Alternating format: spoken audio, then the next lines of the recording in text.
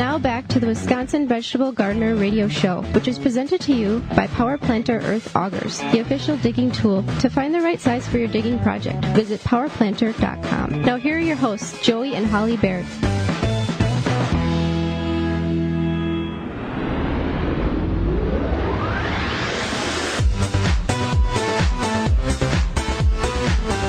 Welcome back to the Wisconsin Vegetable Gardener Radio Show. Thank you for hanging around to listen to our guest we have brought in. Holly, let's go to the hotline and bring in our guest for this week. Yep, Kim Eierman is the founder of Eco Beneficial. She's an environmental horticulturist specializing in ecological landscapes and native plants. Welcome to the program, Kim.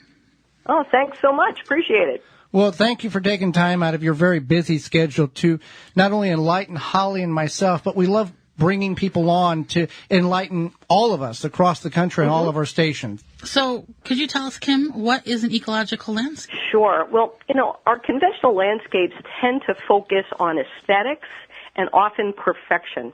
And an ecological landscape can still be beautiful, but it really focuses on a healthy ecosystem, really supporting both wildlife and human beings, things like healthy soil, healthy air, prevention of soil erosion, and one of my favorite topics, pollination services.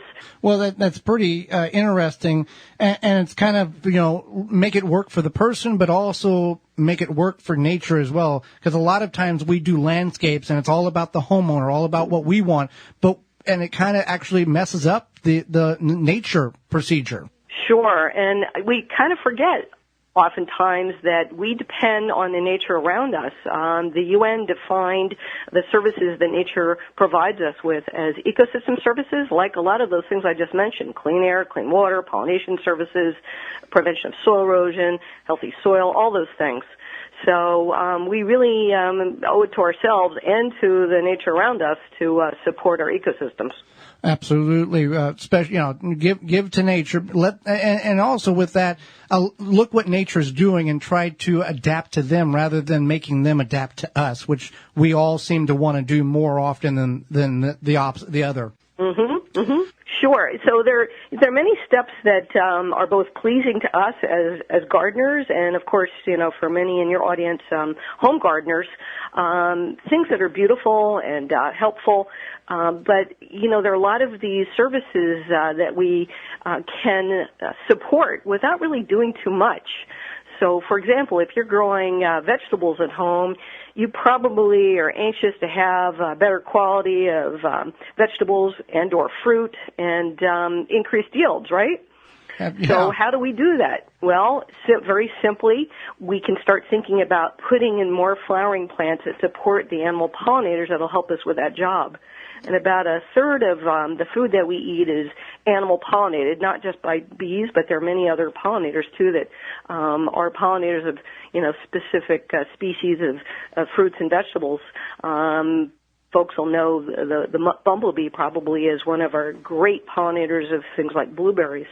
But in some cases, there are plants that we're growing that don't require animal pollination, but can benefit from it. And a classic example for home gardeners who are growing vegetables are tomatoes. So even though tomatoes are self-fertile, they really benefit from pollination, specifically by bumblebees.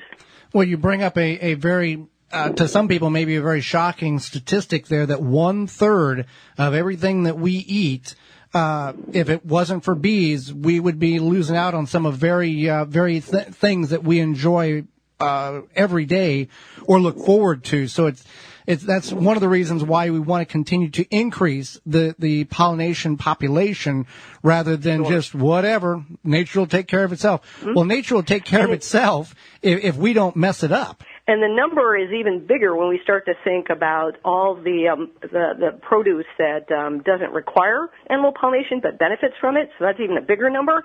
And then if we think about all the flowering plants on Earth that require animal pollination, well, that's about 80% or so of all the flowering plants on Earth that need some sort of animal pollinator, whether it be a bee or a beetle or a bat or even we have wasp pollinators. We have so many different types of pollinators, moths, butterflies, many different types of pollinators. Okay, now what are some resources for people to find out what plants are native to their area?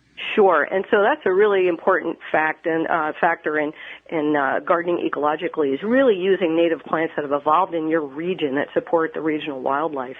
And so it's getting easier. It's getting easier to figure out what is native.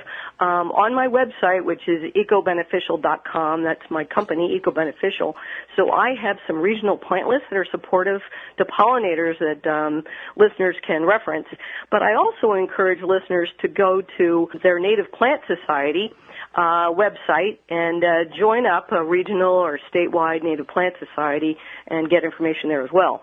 Well, you bring up the native plants, and for people who are not aware of the importance of growing native plants, you've touched on some of that, but also those native plants, and you can correct me if I'm wrong, without native plants, you don't have that population of pollinators or other beneficial insects or even enemies that those beneficial insects will help combat. Well, yeah, native plants are, the term is loosely used, and I think best practice is to use native plants that have evolved in your region and that are appropriate to your site. They've evolved for many, typically many hundreds of years. But there are so many dynamics that are going on in our landscapes that we're not even aware of, these huge food chains where one critter is eating another critter that's eating another critter, and a particular type of pollinator is a specialist at pollinating a particular plant. One plant might be incredibly useful and supportive of a hummingbird, while that same plant wouldn't appeal to, say, a short-tongued bee, which will be looking for different types of plants. For sure. Now, when it comes to pollinators, we've touched on it a little bit here.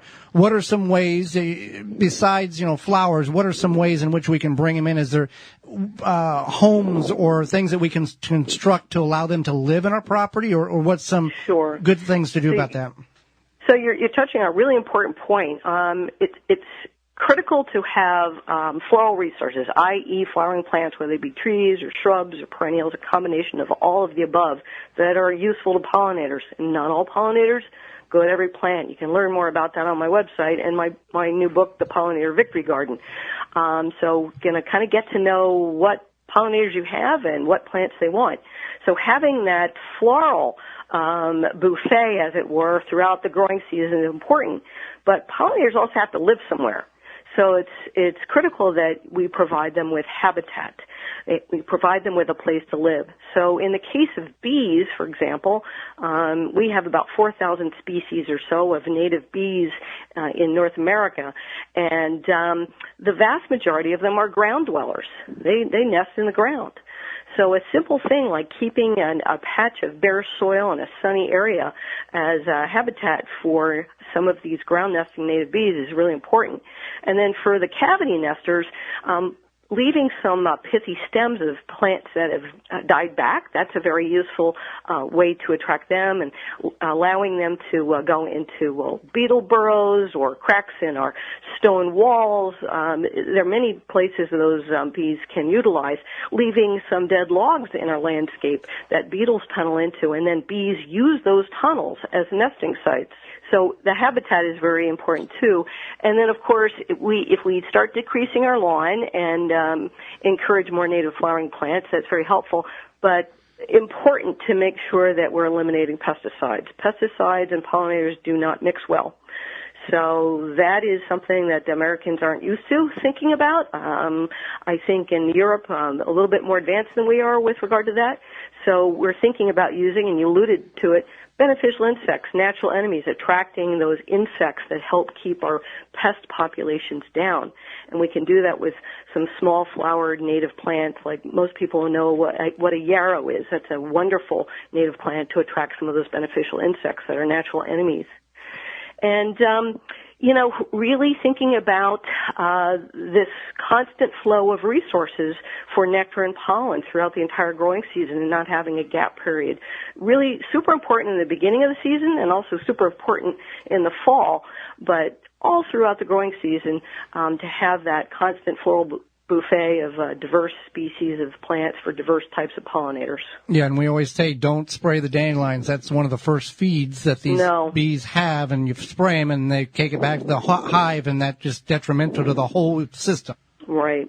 Well, here you talked about the many of the bee species live in the ground or in the nest.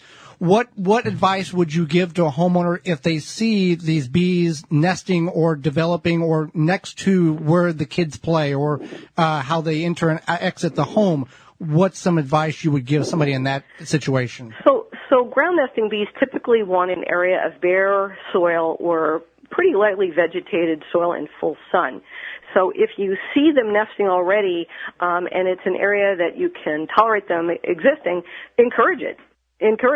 If they're in an inconvenient spot, you might try to kind of recreate a similar area by clearing some grass, leaving the soil bare. Has to be soil that's workable, can't be too sandy, can't be too clay-based and heavy. Has to be workable by the bees, and just leave that area alone. And if it's something you can't tolerate looking at, well, get a short screen of maybe some native grasses as a buffer in front of it, making sure not to shade the area out too much. But those are some ways that we can accommodate those particular types of bees. Definitely. Now, where can our listeners find out more about you? Well, again, my website is ecobeneficial.com, all one word, and I've got an enormous amount of information there, including some of my own podcasts. And also, I encourage folks to pick up my new book called The Pollinator Victory Garden, Win the War on Pollinator Decline with Ecological Gardening. It just came out in January. Great book, by the way. Great book, by the way. Thank you. Thank you so much. Well, Kim, we greatly appreciate you taking time, not only in educating Holly and myself on bees and pollinators, but also all of our listeners across the country. Well, thank you. Appreciate you having me. Well, you're very welcome. For more information, please visit thewisconsinvegetablegardener.com.